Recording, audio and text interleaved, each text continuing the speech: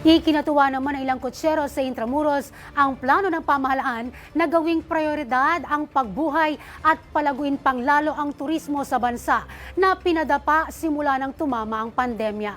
Si Eugene Fernandez para sa 13 sa tanghali. Malaki ang binaba ng bilang ng mga kutsero sa Intramuros simula nung tumama ang COVID-19 pandemic. Para nga sa mga kutsero, dahilan nito ay ang pag-onti rin ng turistang bumibisita sa lugar.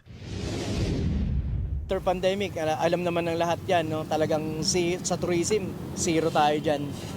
Then talagang bumagsak lahat talaga. Mas humina po. Nangonti po sila, gawa na meron tayong epidemya, meron tayong gera sa ibang bansa. Kaya naman ikinutuwa nila na sa chairmanship ng Pilipinas ng ASEAN, prioridad ang pagpapalago ng turismo sa rehiyon sa pamamagitan ng improvement ng route connectivity at pagpopromote ng gastronomy o pagkain ng rehiyon. Kaya naman nagpapasalamat sila na mabibigyang pansin na rin ang sektor ng turismo. Pasalamat ako sa gobyerno, no, na itong tourism sector is ini-improve.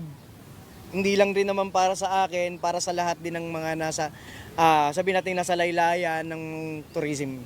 Hiling nila ang tuloy-tuloy ring tulong ng pamahalaan upang maibalik ang sigla ng turismo ng bansa. Para sa totoong balita sa Bagong Pilipinas, Eugene Fernandez ng IBC News para sa 13 sa tanghali.